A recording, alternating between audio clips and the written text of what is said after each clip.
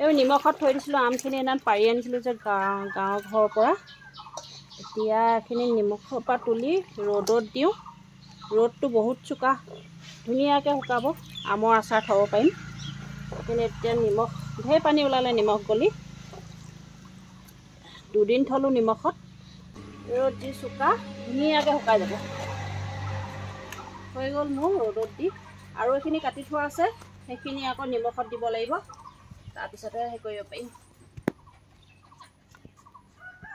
এইখিনি ধুনীয়াকৈ ধুই ল'লোঁ। এতিয়া তাত বালি চালি থাকে মিক্স হৈ, সেইকাৰণে মছলাবোৰ পটককৈ আচাৰত দিবলৈ বেয়া। সেইকাৰণে এতিয়া ধুনীয়াকৈ ধুই ল'লোঁ। ধুই পিনে ৰ'দত দি দিছোঁ। ধুনীয়াকৈ ৰ'দটো দিছে কাৰণে শুকাব পাৰিব, মেলি দিছোঁ। ধূলিয়ে বালিয়ে দিবলৈ বেয়া লাগে, কিবা বগাই থাকে মছলা চছলাই, মাটিয়ে বালিয়ে ধূলিয়ে দি। ধুলোঁ, ইমান বালি ওলালে গোটেই মছলাখিনি। এতিয়া চফাকৈ ধুই ৰ'দত দি দিছোঁ। ৰ'দত শুকাব, তাৰপিছত পিচিব লাগিব আচাৰত দিবলৈ।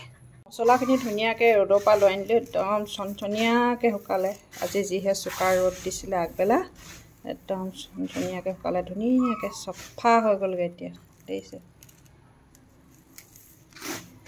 এতিয়া মই মিক্সি বাতিটো আনিছোঁ, এই মিক্সি বাতিটোতে পিচি লওঁ মছলাখিনি ধুনীয়াকৈ।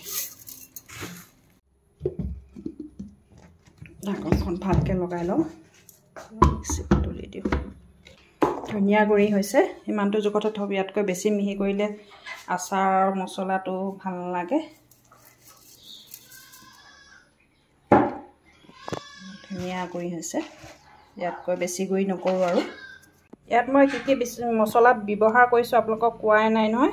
ইয়াত মই জিৰা লৈছোঁ, ধনিয়া লৈছোঁ, তাৰপিছত আজৱাইন লৈছোঁ অলপ, চব গুটি অলপ লৈছোঁ, সিমানেই লৈছোঁ আৰু বেলেগ একো নাই লোৱা।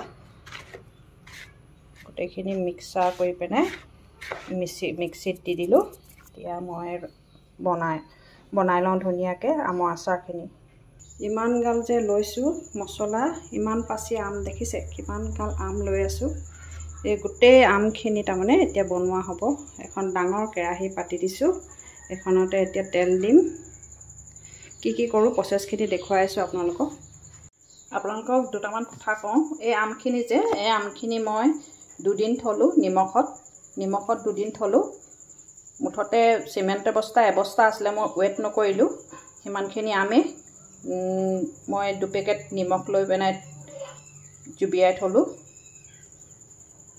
3 দিন। তাৰপিছত উঠাই পেলাই ৰ'দত দিলোঁ। এতিয়া দেখিছে কিমান কোমল হৈ আছে। এনেকুৱা কোমলকৈ থ'ব লাগে। কিছুমানে বহুত শুকুৱাই দিয়ে, তেতিয়া ভাল নালাগে আমখিনি খাই, টেষ্ট নালাগে। এনেকৈ কোমলকৈ থ'ব লাগে, যিমান পাৰে ধুনীয়াকৈ শুকুৱাব লাগে আৰু কোমল হোৱাকৈ ৰাখি দিব লাগে। আৰু এই মছলাখিনি মই মছলাখিনি কিন্তু ধুই পিনে মই ৰ'দতহে মচমচীয়াকৈ শুকুৱালোঁ। মই নাভাজিলোঁ, নভজাকৈ মই গুড়ি কৰিব পাৰিলোঁ। আৰু এইখিনি আম দেখুৱাইছোঁ, এইখিনি মোৰ যোৱা বছৰে আম, দেখিছে কি ধুনীয়া হৈ আছে। ভেঁকুৰাও নাই, একো হোৱা নাই। মই নিমখতে এনেকৈ থৈ পিনে ৰাখি দিছিলোঁ, প্ৰয়োজন হ'লে আচাৰ বনাম বুলি। আম নাপালে এইবাৰ আচাৰ বনাম বুলি থৈ দিছিলোঁ, কিন্তু আম পালোঁ যিহেতু, সেইকাৰণে এইখিনি আচাৰো ৰৈ গ'ল। এইখিনিও মই এতিয়া লগতে বনাই দিম। কি ধুনীয়া হৈছে এবছৰীয়া আম, দেখিলে একো বেয়া হোৱা নাই, একদম ধুনীয়া হৈ আছে। এইফালে কেৰাহী গৰম হৈ গ'ল। এতিয়া মই 1 লিটাৰ, এইখিনি আমৰ কাৰণে মই 1 লিটাৰ তেল লৈছোঁ। 1 লিটাৰ লৈছোঁ তেল। এই তেলখিনি মই এতিয়া ব্যৱহাৰ কৰিম আমত। যদি দৰকাৰ হয় পিছত গৰম কৰি পিনে আকৌ দি দিম। এতিয়া 1 লিটাৰ তেলে ব্যৱহাৰ কৰিছোঁ, চাই লওঁ কিমান দৰকাৰ হয়। এতিয়া কেৰাহীত তেল ঢালি দিছোঁ ধুনীয়াকৈ। বাচনবিলাক অকণমান ডাঙৰ হ'ব লাগে, সৰহ যিহেতু মোৰ আচাৰ সৰহ হৈছে যে, সেইকাৰণে মই ডাঙৰ বাচন ব্যৱহাৰ কৰিছোঁ। তেলখিনি গৰম হৈ গ'ল। এতিয়া মই ইয়াত মছলাখিনি ব্যৱহাৰ কৰিম। এতিয়া মছলাখিনি ইয়াত ঢালি দিওঁ।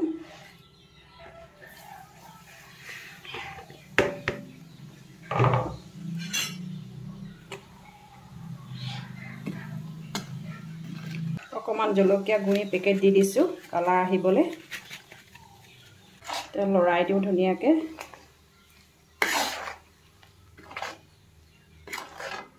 এতিয়া মই এই আমখিনি ব্যৱহাৰ কৰিম। ইয়াত দি দিওঁ গোটেইখিনি ধুনীয়াকৈ দি দিওঁ লাহে লাহে গৰম হৈ আছে যিহেতু তেল সেইটো কাৰণে অলপ সাৱধানে কৰিব লাগিছে নহ'লে হাতত তেল পৰি যাব পাৰে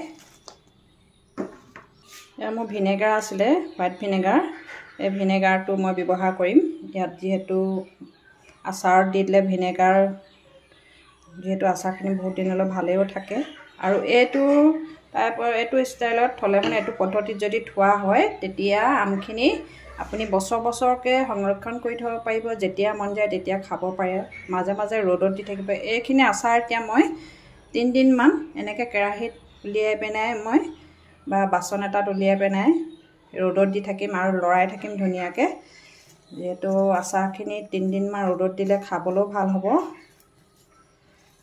এয়াই মোৰ আচাৰ বনোৱা পদ্ধতি হয় বহুত দিনলৈ সংৰক্ষণ কৰি থ'ব পাৰি এনেকৈ বনালে খাবলৈও সোৱাদ হয় বহুত ভিডিঅ'টো যদি চাই ভাল লাগিলে লাইক কৰিব কমেণ্ট কৰিব আৰু ছাবস্ক্ৰাইব কৰিব পাৰিলে শ্বেয়াৰ কৰি দিব ভিডিঅ'টো আজিলৈ ইমানতে সামৰণি মাৰিছোঁ